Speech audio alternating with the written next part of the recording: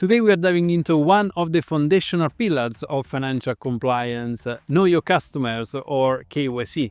If you ever wonder what KYC is, why it matters, and how Perpetual KYC fits into the picture, this video is for you. Stick around because I'll also share how you can accelerate your career path in this field through my FinCrime Career Accelerator course. By the end of this video, you will have a clear understanding of what KYC is and its essential components, the steps involved in the KYC process, the role of perpetual KYC in today's compliance landscape, and how you can deepen your expertise through hands-on training. So let's jump right into today's video.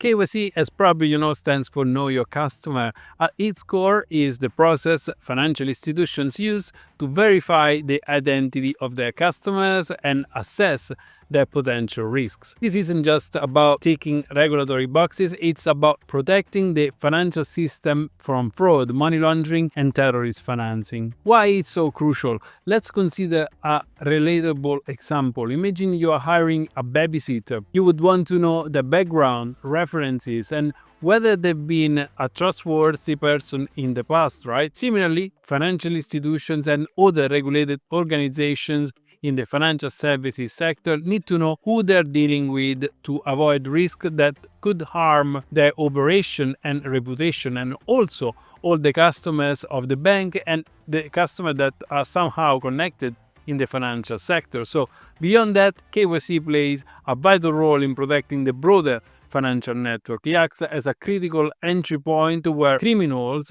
such as money launderers can be identified and stopped before they gain access to the global financial system. The KYC process typically involves four main steps. The customer identification process. This is about collecting basic information such as name, address, identification documents. Think of this as the first impression, the stage where the customer's details are verified. Then customer due diligence, the CDD. Once identification is complete, institutions dive further deeper into those ones. This includes verifying the source of funds from a specific customer or company, the nature of the customer business, if it's a corporate, for example, and as part of this analysis, CDD investigators will try to spot potential red flags. Then you have the risk assessment. At this point, all relevant data is already available, so here customers are categorized as low, medium, or high risk based on the profile that has been built. Factors like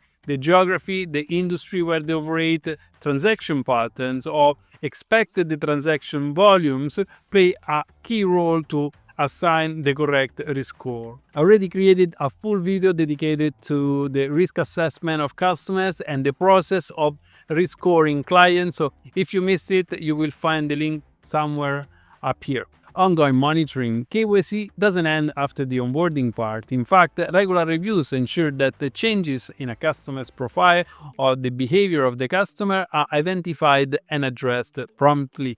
And this is where also the perpetual KYC comes into play, which we will discuss in the next topic. So just give me 1 minute, because before we jump into the perpetual KYC part, if you're passionate about mastering these processes and advancing your career in financial crime prevention, it's worth checking out my FinCrime Career Accelerator course, because it includes a dedicated module on KYC, providing you with the practical skills that you need to stand out in this field and in your next interview as well. So the link is in the description right below. Don't miss it, and do get in touch to find out more. Now, let's continue the video and talk more about perpetual KYC. What is perpetual KYC? Unlike the traditional KYC, which relies on periodic reviews, perpetual KYC leverages real-time data and advanced technology in order to continuously monitor the customer profile. For example, imagine a customer risk level that is changing due to sanctions that are newly imposed on a specific country. With Perpetual KYC, our sanctions and KYC domain are connected, so the risk level of the customer will change in real time, and this change would be flagged immediately, enabling the financial institution to take timely action to then, of course, decide what to do with this customer. Now, let's consider another example. Imagine a corporate client. The KYC data is being cross-referenced with public sources, and through those links, we are uncovering risk activities related to a high-risk jurisdiction. With Perpetual KYC, this connection would again be flagged, and as soon as found, will allow the financial institution to assess and mitigate risk very efficiently.